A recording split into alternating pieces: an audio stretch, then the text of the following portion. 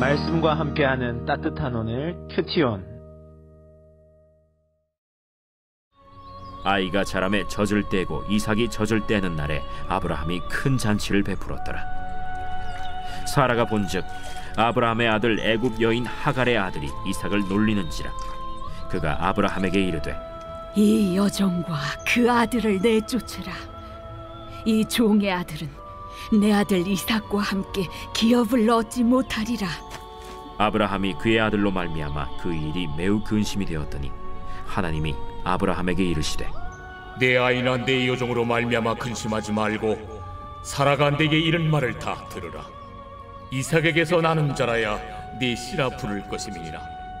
그러나 여종의 아들도 내 씨니 내가 그로 한 민족을 이루게 하리라.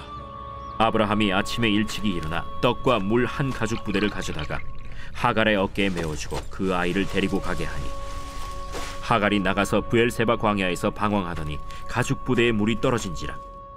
그 자식을 관목더물 아래에 두고 아이가 죽는 것을 참아 보지 못하겠다 하고 화살 한바탕 거리 떨어져 마주 앉아 바라보며 소리내어 우니 하나님이 그 어린아이의 소리를 들으셨으므로 하나님의 사자가 하늘에서부터 하갈을 불러 이르시되 하갈아, 무슨 일이냐? 두려워하지 말라.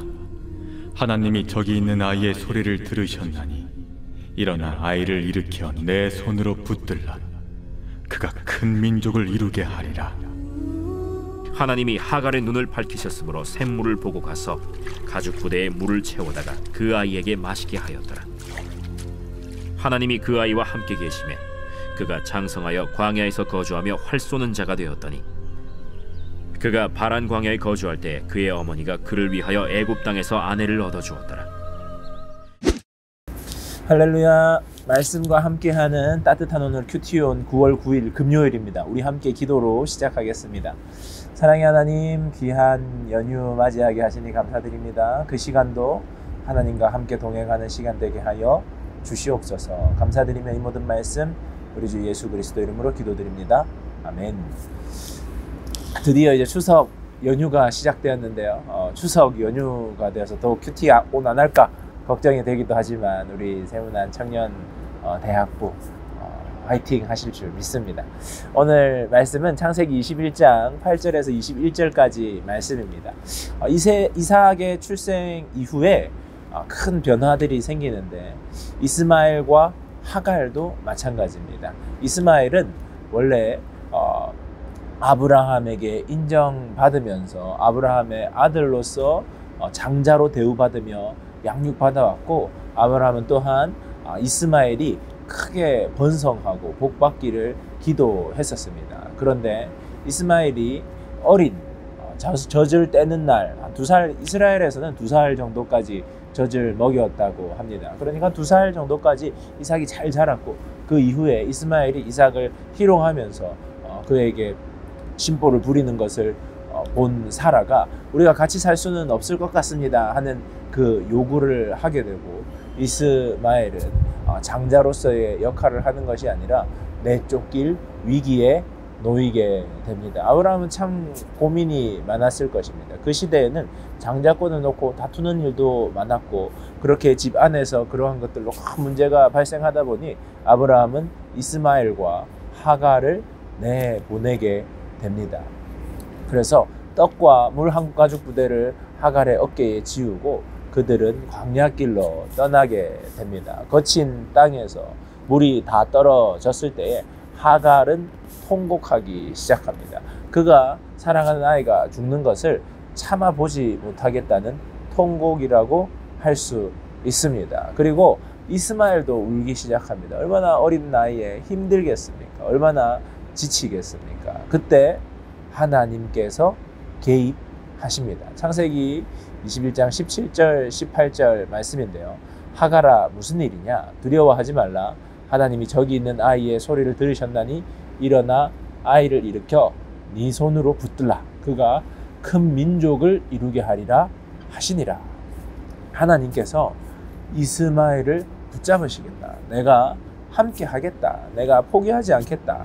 다시 세우겠다 말씀하십니다. 하시는 것입니다. 인간적인 관점에서 보았을 때는 아브라함이 이삭을 선택하고 이스마엘을 버린 것으로 나오지만, 하나님께서는 그 이스마엘도 돌보시겠다, 내가 그 또한 복주고 번성하게 함으로 한 민족의 아비가 되게 하겠다는 약속을 주시는 겁니다. 그러니 하가라, 눈물을 멈추고 열심히 살아가라는 말씀을 하시는 것입니다.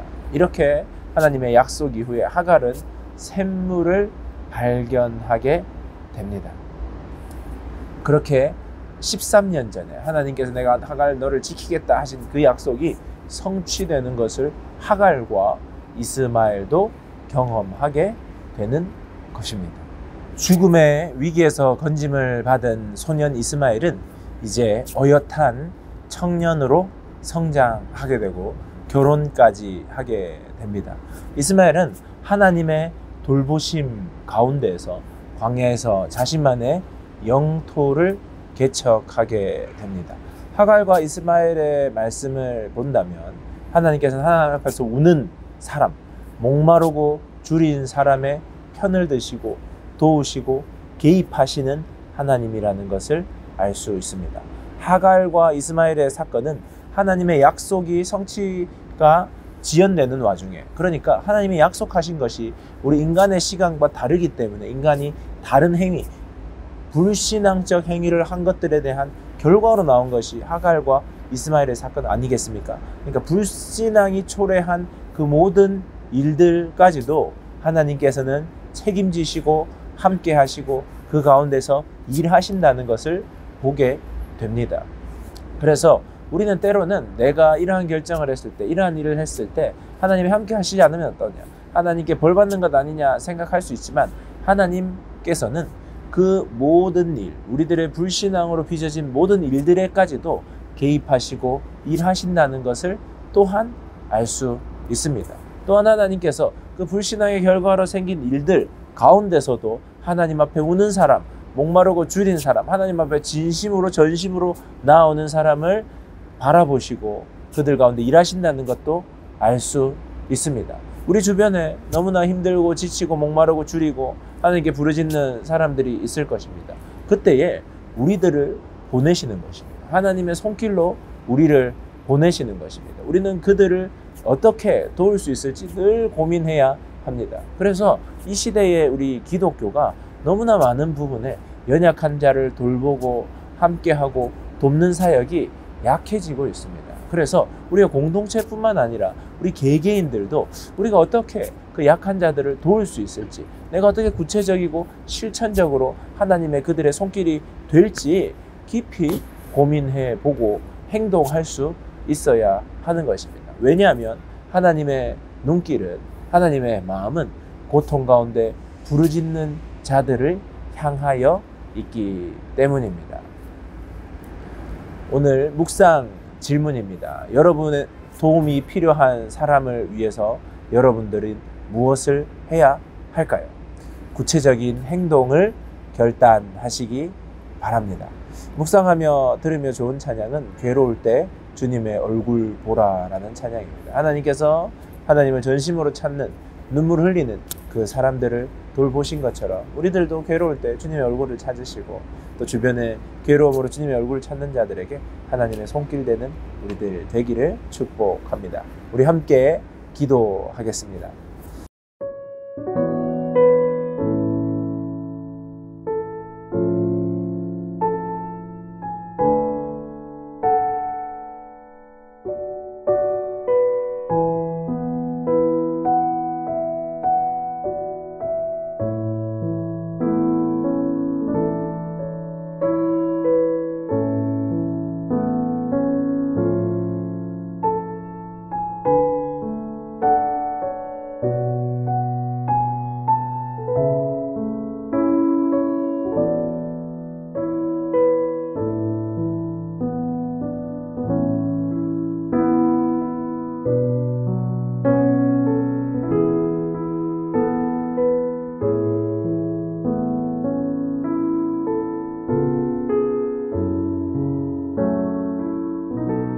사랑의 하나님, 감사드립니다.